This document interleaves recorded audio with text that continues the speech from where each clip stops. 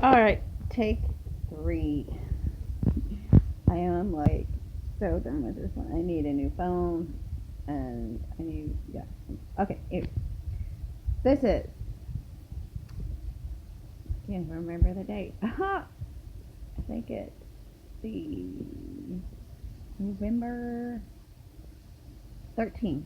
Okay, so November 13th, 2018. Story time. Coffee and story time.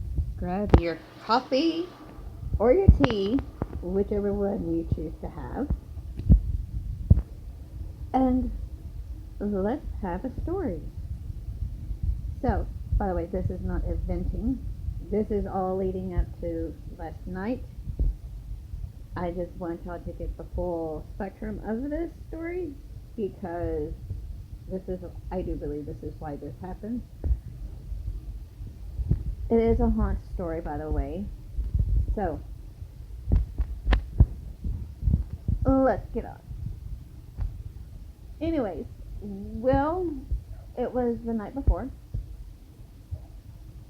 Things did, I'm just going to make it short because if I get into the whole story of the night before last, um, yeah, it's not going to be fun.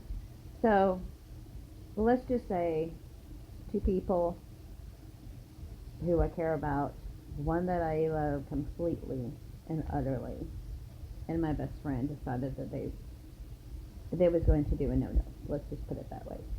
And I was very upset. And there is one person, well, yeah, I guess you can kind of call him that. That if I am always feeling alone or upset, I call on, and that is my Nigel. That is Nigel. He's been with me through centuries. And so I called on him the night before, and I was like, I wish you were here. Um, I wish you were here to hold me. I wish you were in person. Let me know that you're here and that everything is going to be okay. Let me know something because I am feeling alone. I am upset. And I just don't think I can take another heartbreak. And so that night, nothing really happened after that other than the dogs getting into the trash, me using my ancient language, which I really should have used on this too, but I didn't. And then not get barely any sleep, and then finally they come and they're like, oh, what's going on, da da da da da, what's wrong, blah blah blah. And I'm like, oh nothing, but your dogs keep getting in the fucking trash. That's what's wrong. Something, yeah. Anyways, I'm like, okay. So, moving on. Yesterday was winter spring cleaning. My house does not look like it now because we had dogs all night in the house and they got into trash and all that kind of stuff. And I still have to clean it. And I'm just like, what is the bloody use of cleaning when you're going to keep dogs in? So, with that being said, we did winter spring cleaning. She was here yesterday morning because she didn't have to work. It was Veterans Day, yada yada yada. And so me and my boyfriend, I don't know how I feel about this move, but I'm going to go with the flow like I always do and just see how it plays out. If I start having dreams about him cheating on me, then I'm going to have to probably put a stop to it. And I'm going to be like, look, my intuition and my visions have yet to lead me wrong. Whenever I have visions or dreams about a boyfriend cheating on me, it usually happens. So I am just fair warning you now. This has got to stop. And he goes, well, I thought you was okay with it. Well, I was okay with it until I started seeing cheating in my dreams. And I'm sorry, but every time I have dreams about a boyfriend cheating on me or even a husband cheating on me remotely, it happens. And I have got to pay attention to it. I'm not saying it has happened yet, but I am saying, I'm forewarning you now, this is not going to happen. This cannot happen. This cannot take place. And, yeah, that's the thing. I told them the night before last, I said, this is my fear. I have already been down this road. And this is what's playing in my mind and in my heart. I was with a man. I love these two people with all my heart. And one night, I was over at my dad's house, my mom and dad's house. They were together at that time. Long story short, he called me 2 o'clock in the morning, yada yada yada. We have to talk to you. I bloody already knew. I already knew what they was going or needed, supposedly, that was so important that they needed to tell me. I already knew. Intuition. I mean, come on, signs are there, yada yada yada.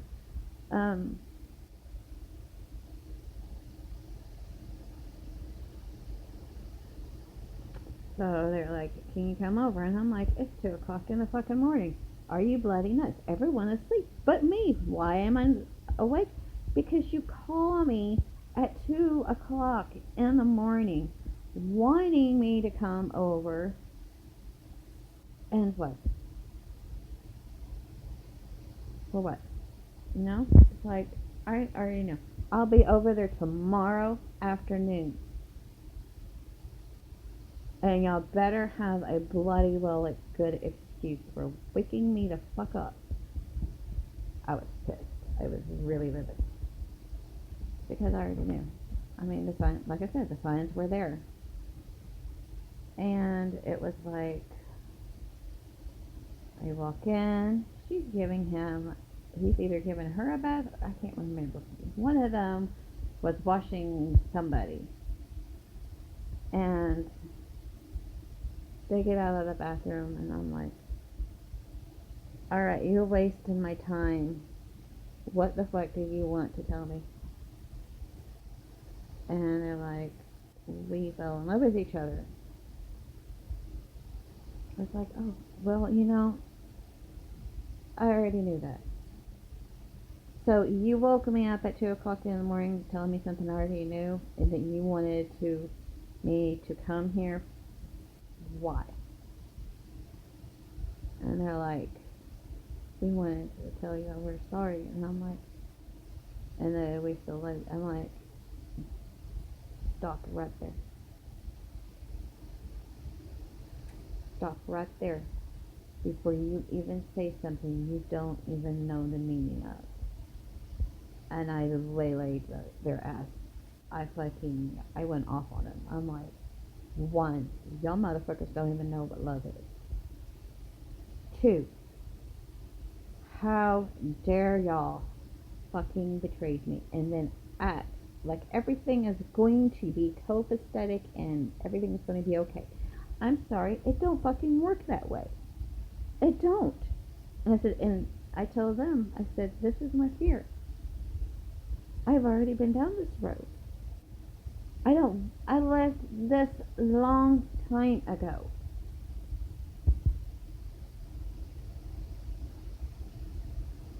I left this a long time ago. I am 39 years old now. I am a mother. I cannot just think about y'all two or me. I have my daughter to think about. And I am not going to subjugate my daughter to this kind of lifestyle. I said, this shit, this will stop once my daughter's here. Because I am not going to get that little girl confused. Oh, well, we won't. No, it's not. We don't do it in front of Chloe. And I'm like, no, this shouldn't even fucking be happening in the first place. When you're with someone, you are with that one person. I said, I'm not going to get hurt. This is why I quit that lifestyle. This is why I put that in my past. Because I don't want it to happen to me again. They're like, oh, well, we're family and da da da da da. I'm like, no. Me and them were supposed to be a family too. But look what the fuck happened. Look what happened. She was in love with him. And then he ends up being in love with her. And they're like, oh, that's not going to happen, da da da. I'm like, no, I don't want to hear it. I've heard it fucking before. I don't want to hear these excuses. Do I believe that y'all are truly sorry? I believe y'all sorry got caught. I didn't tell them that, but yeah, it was like deja vu all over again for me, and I'm like, no, I'm like, I'm done with the excuses. And then she goes, oh, well, he wanted to get off. And I'm like, he has a girlfriend for that. You're telling his girlfriend this? Are you fucking out of your mind? Are you crazy? If I was somebody else and this was happening, let me tell you something. Your little ass would probably be handed to you. You don't tell his... No.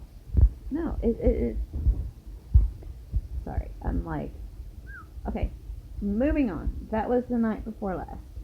Last night. Yesterday was okay. It was an okay day for me. I was dealing with what happened that night, and I still am, and I'm still trying to figure out if I'm going to be okay with this, or if it's I don't know. I don't know right now. I really don't. I need a cigarette, so you're going to come with me. Anyways. So we did a lot of winter spring cleaning.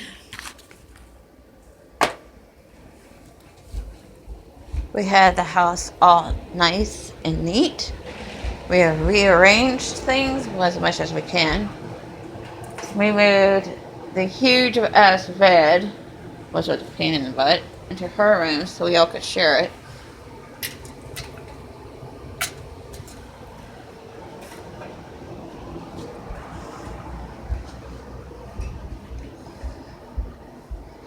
And, after we did the winter spring cleaning, we went to get groceries, and I came back, put up the groceries, and at that time it was time to get my boyfriend.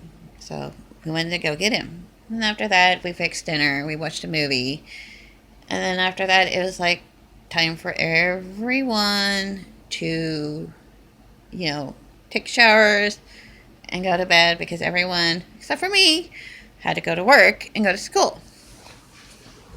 And I still have yet to do the rest of the laundry. I'm working on the laundry, and I still got the rest of the dishes to do.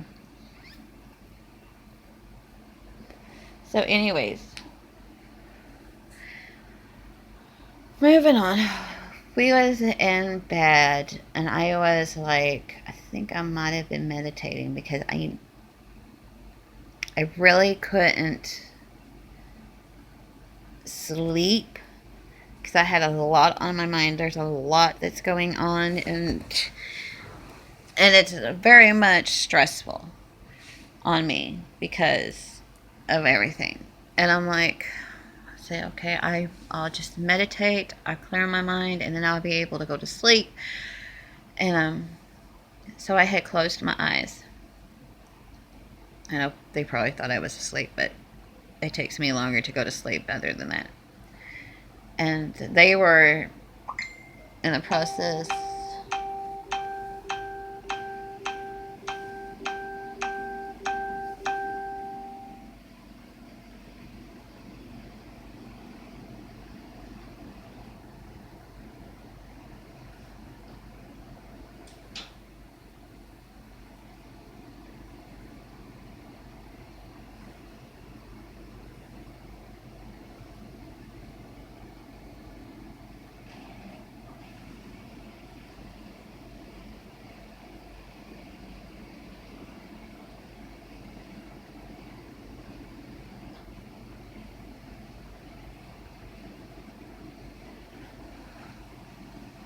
Uh, Girl, you better not be. Mm-mm.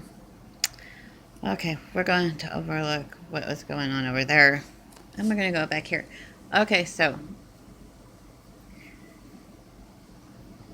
I was trying to really grasp what's going on and figure out things, and so I was in the process of meditating because instead of doing weed, instead of drinking, instead of, all this other stuff that doesn't solve a damn thing, by the way. I mean, don't get me wrong, I'm not completely against the weed.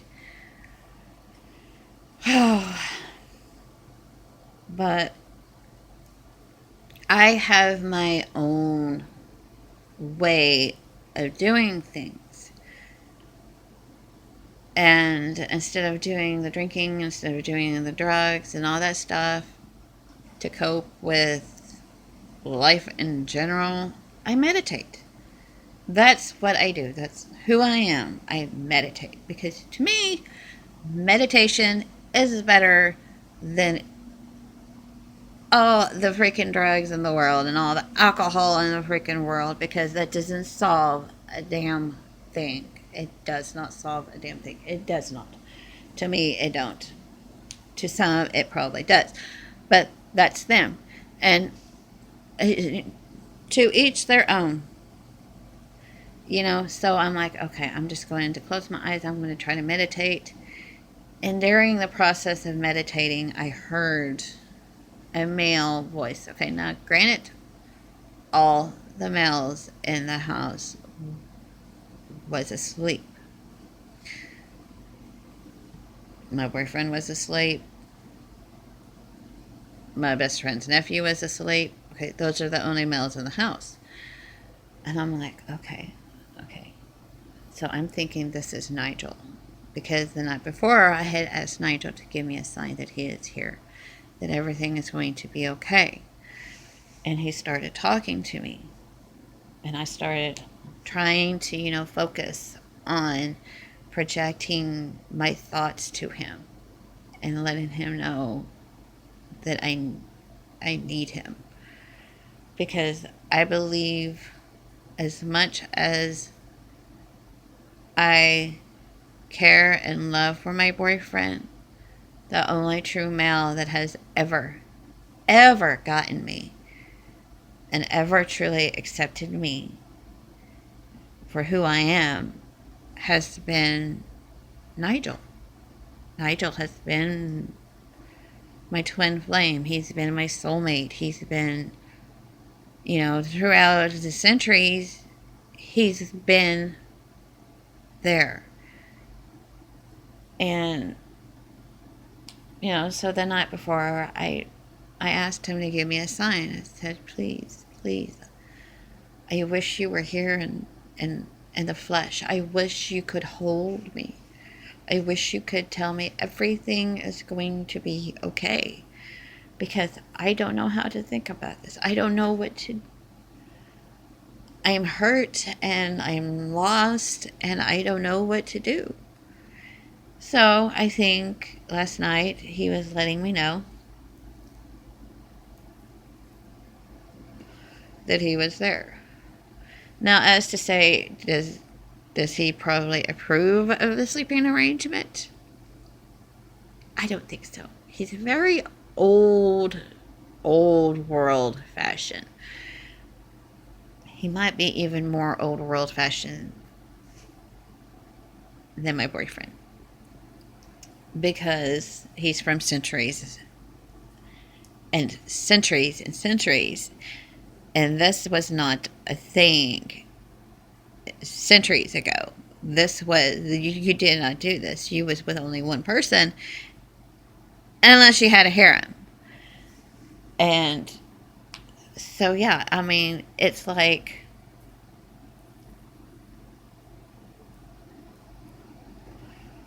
I think he was not happy with it.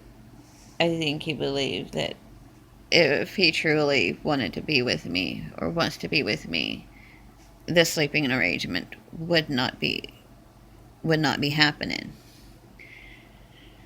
And I think I felt that in my heart because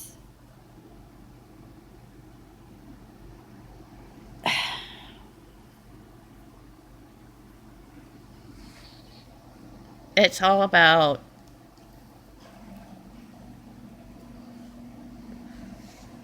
you know you truly want to be with that person, you're going to be with just that person and nobody else. Whether, I don't know. I feel he just did not agree with it and he was letting me know, but he was also letting me know that he is there and he's listening and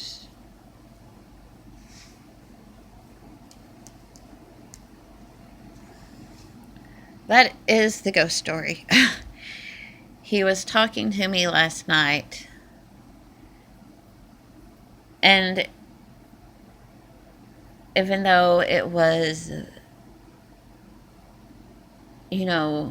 I could only hear it, it felt like he was calming my spirit. He was calming my heart. And he was letting me know that he is there and he is listening to me and he sees it and everything is going to be okay because he will be there with me. Just like he has always been there with me. Just right now it's not in person. And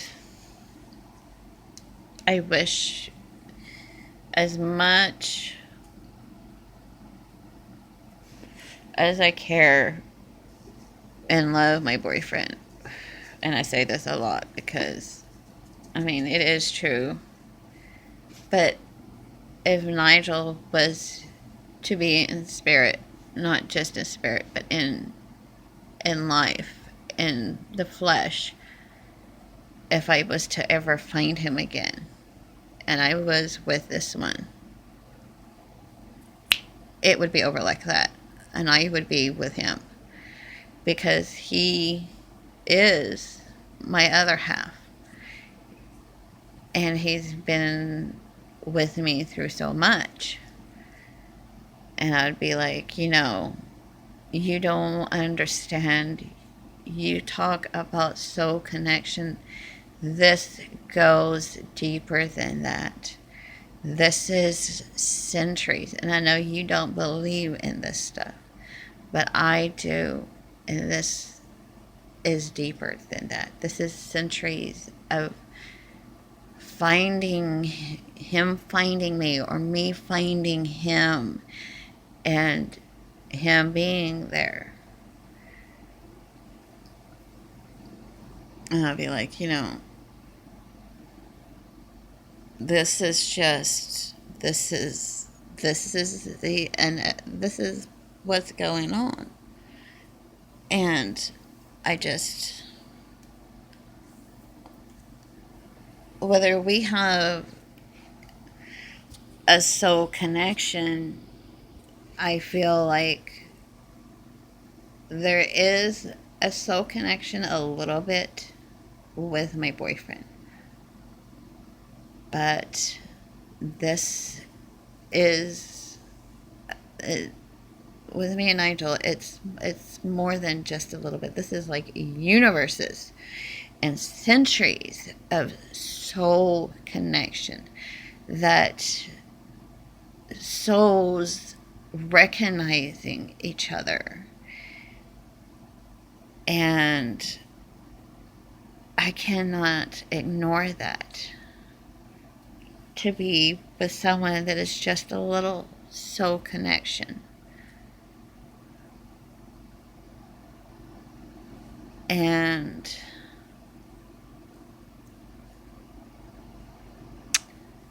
I mean, I love Giles to the point of, in this lifetime, you know, if Nigel didn't show up in person, oh, I am running out of go-go juice. I could see a life with him if this other factor was not completely in the picture. As it is now,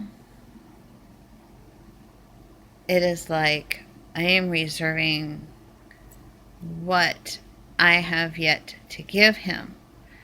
I have not completely given him my heart. I have given him a part of me. But I need to see that I am his queen. And I know the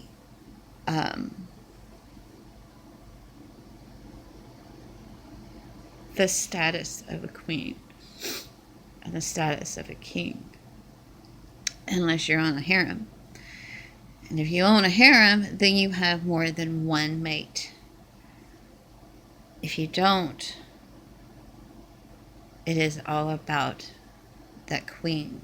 It is all about, you know, the queen status is backing up your king, being that 1,000% behind, backing him up. The Fae, though, the Fae in me is like, the queen status is different than the king status. The queen is always the one that is in charge, that is, you know, we are the warriors of our race. We are the, you know, this is the way things are going to play out, and this is the way things are going to be. That Fae part of me is like, the Fae in me is screaming, because I'm thinking, you were supposed to be my consort. You were supposed to be my king. You're supposed to be that aspect in my life that completes me. Because in the Fae realm, when the queen dies, the king follows to the golden realm. And so I'm like, I don't see this. I do not see this king status that is supposed to be, you know, whether it's backing the queen up or, you know, just about us. It's not that. It's about the oneness. It's about, and that is my washer, And I don't feel that he's grasping the concept of a true king status.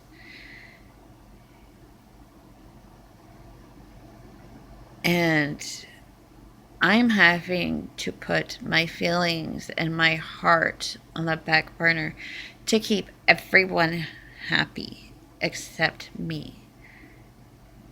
And that is getting to me because I am, and I know I'm not just a queen, but I am a goddess descendant. And I deserve the best. My daughter deserves the best. And I feel like I was wronged.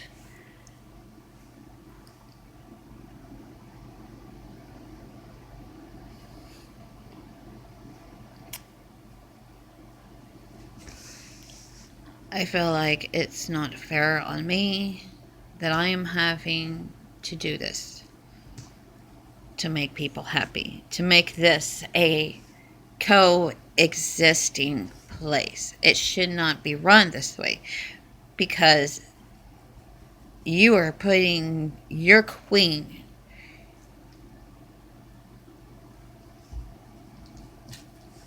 second to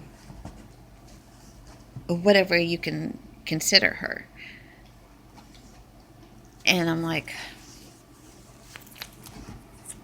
and I'm having to deal with that. I really am. I mean,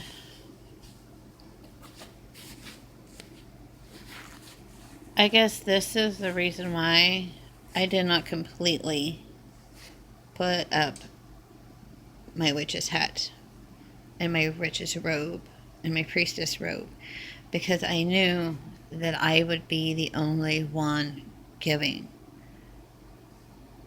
And I've been down that road. I've been down that road so many times where I have changed for a man, or I've changed for so many people that I have completely forgotten who I am. It took me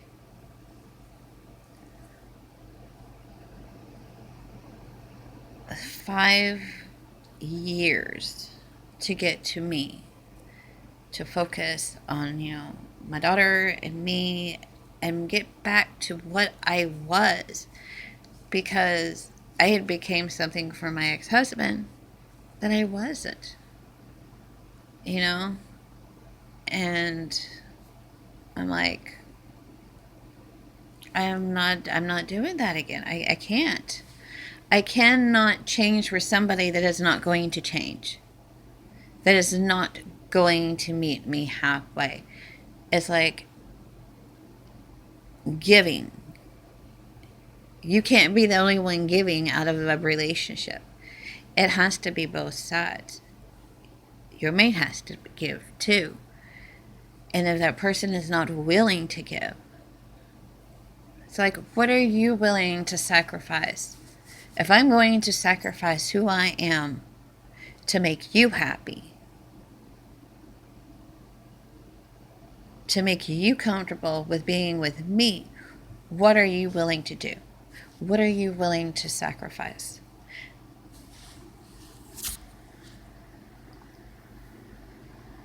And it's like, because I'm not going to be the only one. If I'm going to be the only one giving, I'm not going to give completely. I am not going to sacrifice completely who I am just so that person can be happy. Because I'll be the only one that is not happy. And there is an old saying, if mama ain't happy, nobody's happy. And this mama ain't doing that. I am not going to sacrifice me meditating. I'm not going to sacrifice me helping others in different ways. I'm not. The little things I do, as like the candles I burn, the incense that I burn, that is like, I don't I don't harm people. It is all about giving. When I do a tarot reading, I connect with that person's energy. You might do it this way, but I am a witch. I do not do the tarot to hurt anybody. When I do a reading and the outcome is like, this, you go this direction, this is what's going to happen. I always tell people, I said, this is not set in stone. This is only one outcome of a billion scenarios. If you change and you go a different direction, a different outcome is going to happen. This is only if you are staying on this course. You can change this outcome.